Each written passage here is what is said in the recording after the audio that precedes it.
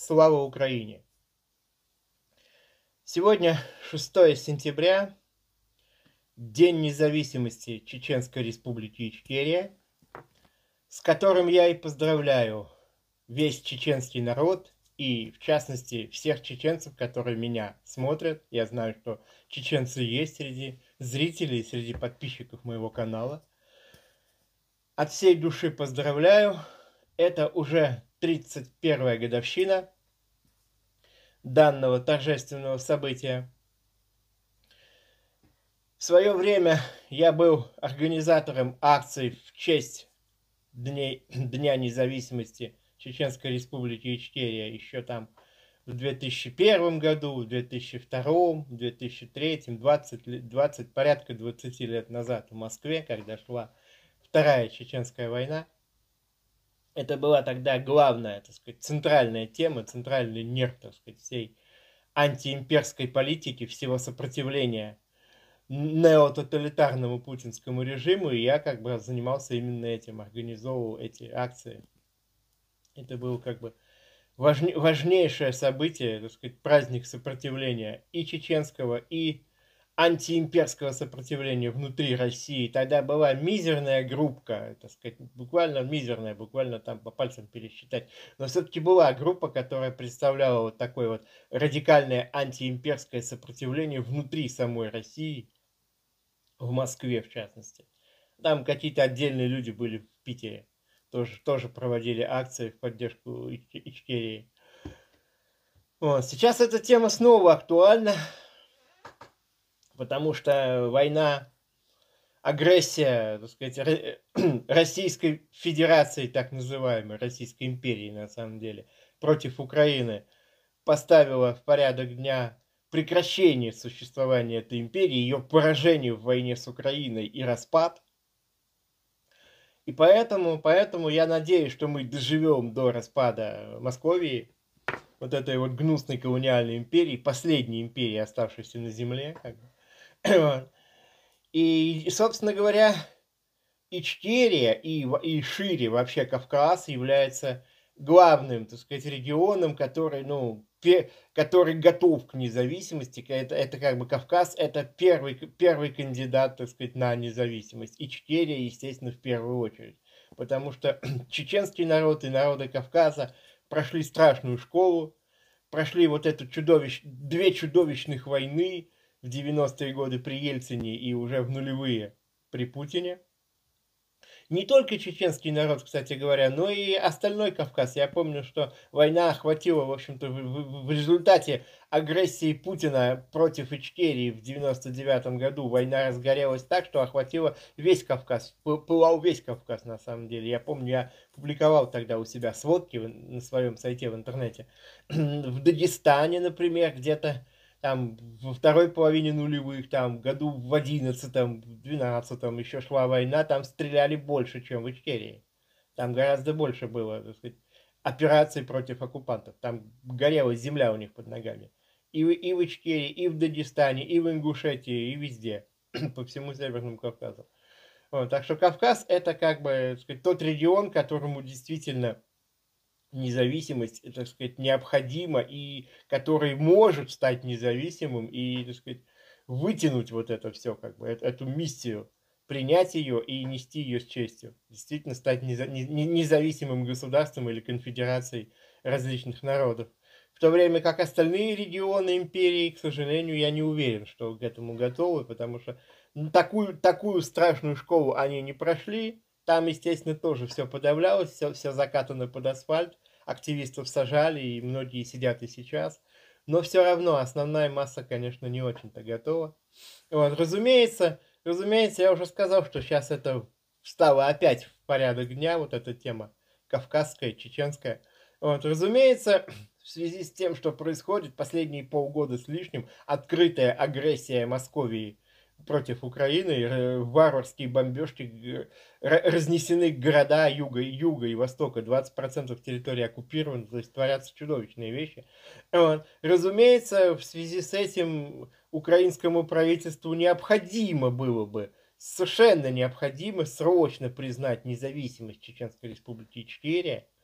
Потому что, ну, это диктуется вообще всей картиной вот этих вот взаимоотношений с агрессором. Еще в тот момент, когда они накануне агрессии в феврале, они признали так называемые ДНР и ЛНР, уже тогда надо было немедленно в ответ признать независимость Чеченской Республики Ичкерия, потому что это, собственно, была, ну, единственная республика, которая заявила когда-то о своей независимости и, так сказать, поддерживала это все годами, десятилетиями, сражалась, как бы. Существует правительство Чеченской Республики Ичкерия, которое вынуждено находится за рубежом в изгнании.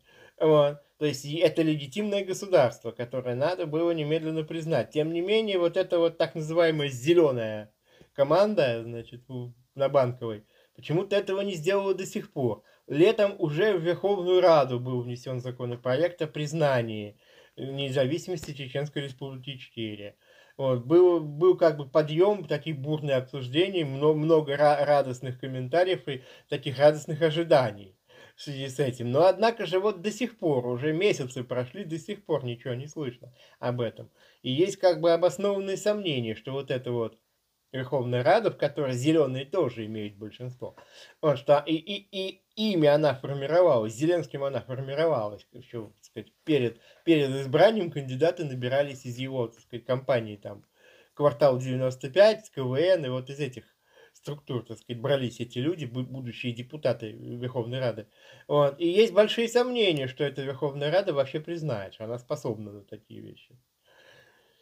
Так что вот так вот, я поздравляю чеченцев и желаю им обрести реальную независимость на своей чеченской земле, вернуться, так сказать, из вынужденной эмиграции, которая длится уже десятилетиями. Вот, я желаю им, чтобы они, так сказать, смогли вернуться на свою землю и жить там по своим правилам, по своим законам, так, как они считают нужным. Это законное право каждого народа, жить по-своему на своей земле, так, как он хочет. Оккупанты должны быть изгнаны, и чеченский народ как бы показал исключительной силы пример. Чеченский народ это тот народ, который 400 лет сражался за свою свободу, прошел страшные вещи, депортации, геноциды, насильственные переселения и прочее, и прочее. Бомбежки городов. Чудовищные вещи погибли, так сказать, под 300 тысяч погибло из миллионного народа. Их было всего миллион чеченцев до Первой войны. Там под 300 тысяч погибло, там 42 тысячи детей школьного возраста. Страшные цифры существуют, как бы. Москали, естественно, в это не верят и всячески опровергают и высмеивают, что это типа неправда. На самом деле это правда. Вот, поэтому чеченский народ как никто заслужил, так сказать, право жить на своей земле по своим законам, и я искренне чеченцам этого желаю. В остальном, конечно, новости есть разные, есть хорошие новости. Действительно, уже пресса пишет, что количество убитых орков перевалило за 50 тысяч, потому что сегодня 50 500, по-моему, набралось. Вот, то, о чем я говорил в прошлый раз. То есть рубеж перейден, и вот как бы поперли дальше, поперли их мочить, так сказать, уже за 50 тысяч. Кем они будут воевать, непонятно. Они всячески ищут перемирие, всячески пытаются, так сказать, затормозить этот процесс, но так, чтобы оккупированные территории остались в их руках. То есть перемирие на захваченных землях, на вот этом новом статусе кво, который есть. Разумеется, этого нельзя допускать ни в коем случае.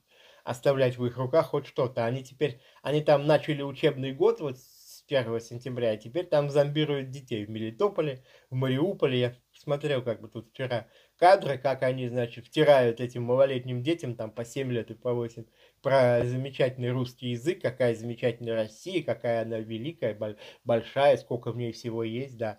Не говорят только, что она стоит на фундаменте из костей десятков, сотен миллионов уничтоженных людей ни за что. За, так сказать, за советский период и до советского периода еще. На фундаменте из костей и крови уничтоженных целых народов. Вот, десятки миллионов людей погибли только в советское время ни за что. Целые свои общества были уничтожены. Вот об этом ничего не говорят детям на, так сказать, оккупированных украинских землях в школах. Вот надо сказать об этом. Что такое Россия? Это преступная колониальная империя, не имеющая права на существование. А в это время, значит, Байден заявляет, что Россию не надо признавать спонсором терроризма. Вот так вот. Как говорится, откуда не ждали, вдруг прилетают вот такие сообщения. Вот. Поэтому меня тут спрашивали в комментариях, что я имею против Трампа, почему я его так не люблю. Ну, я там написал человеку, который спрашивал, по-моему, это предыдущий ролик был, или через один, я сейчас просто не помню. Вот, я написал, что я имею против Трампа, я никогда этого не скрывал. Но я также никогда не скрывал, что я не являюсь сторонником Байдена в пику Трампу. Я всегда говорил одно: чума на оба ваших дома. И вот как бы Байден сейчас показал, так сказать, свое истинное лицо, так сказать. То он как бы все, еще до избрания он выступал на тему, что, значит, мое президентство будет типа концом Путина, концом, так сказать, всех его агрессий, вот этих вот его, так сказать, этой империи зла. Он как бы много обещал, и его там поддерживали. Оппозиция в России, еще остававшаяся тогда какая-то мизерная. Украинцы, помню, тоже радовались, так сказать, поддерживали, что вот, так сказать, наконец-то Путину будет дан укорот такой настоящий, с ним будет покончено. Но вот теперь мы видим, что, так сказать, Конгресс выступил не так давно на тему, что если Государственный департамент США не признает Россию страной-спонсором терроризма, то Конгресс сам ее признает таковой, потому что Конгресс имеет тоже такие полномочия. И вот до сих пор она не признана, а теперь Байден выступает против.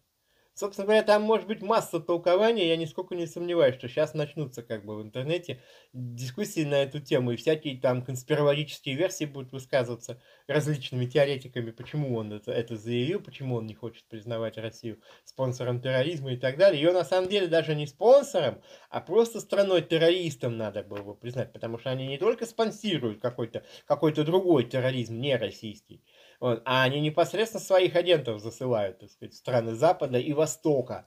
Убивать там, так сказать, не это самое, неугодных Путину людей. В частности, Хангашвили убили в центре Берлина вот, в 2019 году, а Яндарбеева убили в Катаре. Вот от запада до востока они действуют везде. В Катаре еще в 2004 году, когда он был там личным гостем катарского эмира. Просто взорвали машину и все. То есть это страна-террорист, это даже не спонсор, это просто страна-террорист. У них достаточно денег, чтобы спонсировать свой собственный терроризм. У них были громадные нефтяные доходы там в нулевые годы и позже. И вот только сейчас, последние годы у них с этим стало не очень. А до этого у них была масса, так сказать, свободных денег, и они засылали всюду, где могли, убили кучу народу и, так сказать, устраивали геноцид целых народов, нападали там на Украину, захватывали Крым, захватывали чужие земли. После всего этого оказывается, что они не спонсоры терроризма, что их надо типа пожалеть. То есть я думаю, что я сказал, что будет масса всяких конспирологических версий в объяснении этих слов Байдена, но на самом деле я думаю, что настоящей причиной является обычная трусость Байдена, трусость его этой команды, правящее стремление не переходить какую-то уж совсем такую границу, не рвать совсем отношения с Москвой. А Москва там заявила же, что если они, значит, признают Россию страной-спонсором терроризма, то это будет какая-то там такая красная линия, уж совсем красная, вплоть до разрыва дипломатических отношений с Америкой. Ну, разорвут они отношения дипломатические с Америкой. Ну и что? Что от этого? Кто от этого пострадает? Америка, что ли, пострадает от этого? Это просто смешно. На самом деле новости не такие уж приятные. Война идет, да, и украинцы бьют. Оккупантов продвигается. Сегодня с утра была новость, что они продвинулись немного, там, на сколько-то сот метров продвинулись в Луганской области, закрепились. Сообщал об этом глава военной администрации Луганской области, то есть человек, который, достоин доверия, это не какие-то слухи. Вот это, в общем-то, хорошая новость, все идет по плану. Украинский народ отвоевывает свою землю, а вся остальная вот эта вот мировая политика, она как бы вокруг этого так или иначе крутится, но, так сказать, тенденции такие не очень приятные. Пошла волна, так сказать, активизации путинской агентуры в Европе. Вот, пожалуйста, 70-тысячный митинг в Праге на днях против, так сказать, поставок оружия Украине, против поддержки Украины, против санкций против России и так далее, и так далее. Причем пишут, что там были всякая, так сказать, публика, сборная солянка какая-то, и левая, и левая, и правая, и требовали всякого разного. В частности, интересные были упоминания, значит, что кроме вот этих вот требований, значит, не поставлять оружие Украине и не то самое, значит, не поддерживать санкции против Москвы, там были местами и разумные требования. В частности, исходя из того, что это сборная солянка, и собралась не одна политическая сила, а разные. В частности, там упоминалось опять требование, значит, по поводу отказа от принудительной вакцинации. И вот как раз я в последнее время замечаю, что вот это ковидобесие, которое было до войны, которое было там где-то с весны 20-го, вот оно захлестнуло мир, вот, и до начала войны вот в этом году, так сказать, уже зимой, вот, 2 года вот этого ковидобесия, вот этого безумия, вот, и что похоже, что эта тема возвращается, опять всплывает вот это вот. Опять пишут, что в Украине там какая-то волна вот этих заболеваний опять. Еще где-то. Когда сидели все в подвалах там Мариуполя или Харькова или еще в каких-то городах, люди месяцами там сидели в подвалах, не могли выйти, ничего. И ничего, никаким ковидом они не заболели. Ничего там не было, никаких заражений, никаких волн, ничего, было все нормально. А тут вдруг опять начинается. Просто смешно, потому что всадники апокалипсиса, как считалось раньше, должны все-таки как-то по очереди проезжать. Там чума, потом война, потом голод там и так далее. А тут похоже, что эта чума, она еще и вернуться решила. Она теперь одновременно с войной. Это смешно, конечно.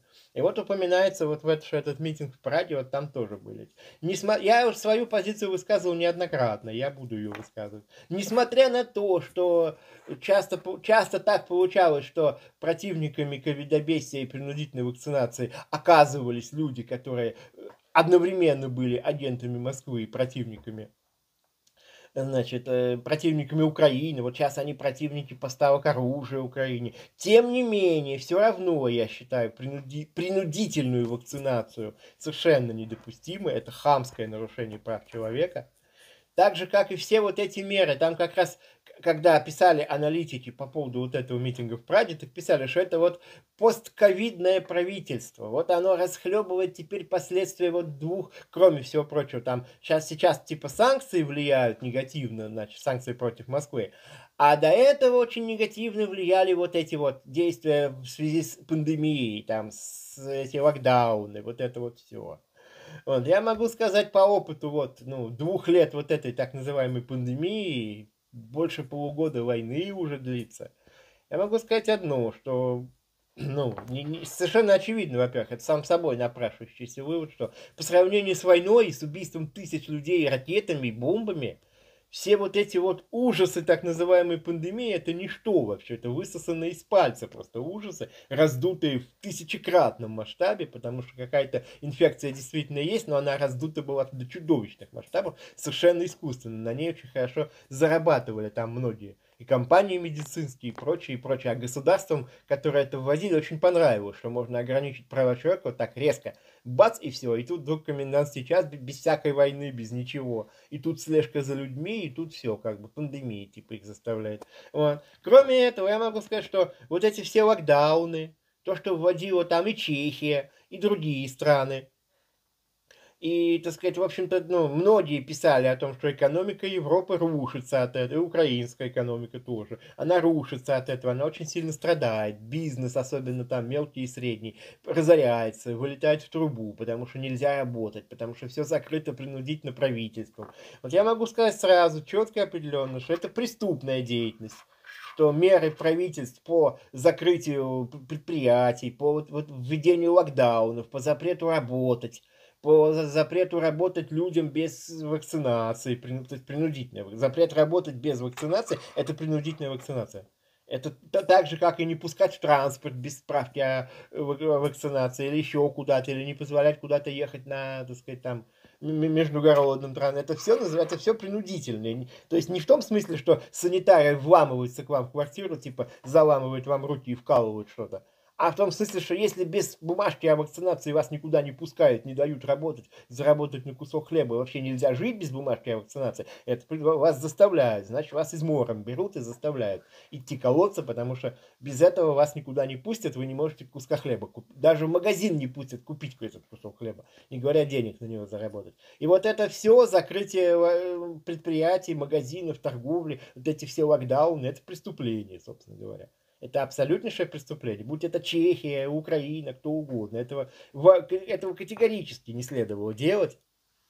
Тем не менее, вот эта тема всплыла опять, и сейчас из того, гляди, опять начнется вот это вот. Опять все закрыто, опять не ходит транспорт, опять никуда не пускают, там бумажку требуют и прочее. То есть я сразу говорю, что во-первых, я уже говорил неоднократно о себе, что я не буду этому подчиняться, ничем колоться не собираюсь, и никакие бумажки показывать им не я лучше приспособлюсь жить так. Я не прогнусь под вас, не рассчитывайте. Никакие государства, никакие компании там в метро не пускают, там транспорт не возят. Это тоже государственные на самом деле компании, но формально это как бы отдельные компании. Это не то, что непосредственно государство. Магазины формально частные, да.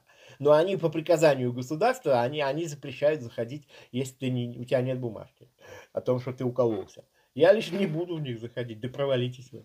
Вот. Я считаю, что вот эта вся преступная деятельность правительств европейских, в первую очередь, американского, она не должна быть еще раз допущена. Не должно быть такого, что правительство приняло решение, что с такого-то числа все магазины закрываются, весь бизнес останавливается, все, жизнь замирает. Потому что, типа, у них пандемия. В пандемию работаете, ничего страшного. Она не будет от этого хуже. Гораздо хуже любой пандемии, это когда, в результате вот этих локдаунов все пролетает, бизнеса нет, ничего нет. Все, экономика рухнула. А теперь говорят, что типа, экономика пострадала очень сильно от пандемии, поэтому нельзя вводить санкции против Москвы, которая убивает украинский народ. Потому что и так экономика, значит, сильно пострадала. А не надо было ее гробить своими локдаунами. Вот и все. Вот так вот. Так что вот такая вот довольно неприятная. Ну, всплыло еще вот это вот дерьмо опять. Очередной, так сказать, всадник апокалипсиса вернулся и решил проехать еще раз. Чума там или ковид, или как это называется. Надеюсь, что второй раз это безумие не прокатит уже. Народы, я думаю, научились, хлебнули вот так выше головы вот этого дерьма. Командование правительств, которое принимает решение закрыть все, да, правительственные решения. На всех дверях висят бумажки по постановлению правительства от такого-то числа, всего, значит, закрыто, да. Вот этого правительством не должно даваться такое право командовать бизнесом, там, транспортом, магазинами, чем угодно. Не должно, в принципе, такого быть, что правительство командует, закрывает какие-то предприятия или рестораны или что-то еще. Каждый раз я забываю сказать, подписывайтесь на этот канал. Вот, он потихоньку растет, но он даже до 1000 еще не дорос. То есть вот пока вся возможность что-то сказать, это меньше 1000. Хотя просмотров там больше, там где-то 1000 с лишним уже. То есть кто-то смотрит и не подписываясь. Вот я людям, которые смотрят, не подписывайтесь, хочу сказать, вы подписывайтесь, что так-то, как-то так нелегально заходить тайком. Вот, подписывайтесь, я как бы стараюсь комментировать события, не отставать. Не всегда это получается, технически это все довольно сложно. Уровень техники очень несовершенный, а на какой-то более совершенный, естественно, нет средств. Поэтому, значит, подписывайтесь на канал Борис Стамахин 2.0. Подписывайтесь также на запасной канал Борис Стамахин 3.0. В описании к каждому видео там внизу, в конце, есть ссылка на этот канал Борис Стамахин 3.0.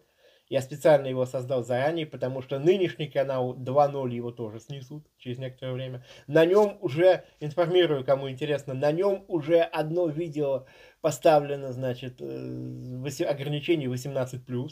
Это поздравление Украины с Днем ее независимости 24 августа. Там ничего абсолютно нет, но тем не менее там поставлено ограничение 18+. То есть все идет к тому, что снесут. На прежнем канале было как? Первый канал, который снесен уже давно. Сначала там было ограничение какое-то видео 18+, как потом какое-то видео одно там удалили, а потом просто канал снесли. То есть вот уже из этих 3 ступенек одну мы прошли, уже ограничение стоит. Сейчас они какое-нибудь видео удаляют, а потом они снесут вот этот канал. Алгоритм я уже этот понял. там долго не церемонятся. И никаких предупреждений, ничего, взяли, снесли. Так что подписывайтесь на запасной канал Борис Тамахин 3.0. Ссылка внизу в описании под каждым видео. Также я хочу напомнить, там же внизу, еще ниже под этой ссылкой в описании в конце есть реквизиты для пожертвований. Если есть возможность, я прошу пожертвовать хотя бы там какую-то сумму, хотя бы небольшую. Это единственный источник дохода и вообще моего, так сказать, существования за все последние месяцы, потому что как началась война, не стало... До этого хотя бы что-то можно было еще где-то достать, ничего нет, война съела все, как говорится, только пожертвования, больше ничего нет. К сожалению, к сожалению, также пока не решен вопрос с получением каких-то пожертвований из России. Я пытался этот вопрос решить, но пока, так сказать, санкции, вот в этом смысле санкции действуют. Ничего оттуда перевести нельзя, никакие, так сказать, банки никакие переводы не принимают. Я не знаю, я буду пытаться дальше этот вопрос решить, но, так сказать, пока что могу только посоветовать, особенно тем, кто живет в России и, так сказать, внутренне в душе хотя бы ненавидит и не приемлет вот этот рейх путинский, вот эту вот московскую орду, которая там существует уже, так сказать, сколько лет, вот этот вот Советский Союз 2.0, который Путин там установил. Все, кто этого не выносит как бы в душе, но не может уехать по каким-то причинам, я могу только посоветовать пользоваться, так сказать, криптовалютами. Вот у меня там в описании среди реквизитов есть биткоин кошелек. Вот осваивать возможность пользоваться криптовалютами. Если мне кто-то захочет хотя бы копейку пожертвовать оттуда из Москвы, слать на этот криптокошелек, вот биткоин кошелек у меня в описании есть. Это во-первых, возможно что-то переслать через все санкции, через все вот эти вот отключения от SWIFT и прочие, так сказать, правильные, в общем-то, меры в отношении Москвы.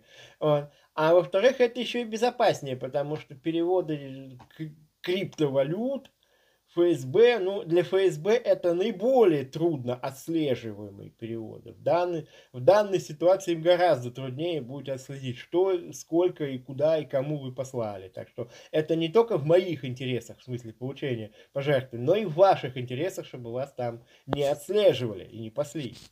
Так что советую всем переходить на криптовалюты, особенно там в Москве, под вот этим вот концлагерным режимом. Это безопаснее и надежнее. Смерть России!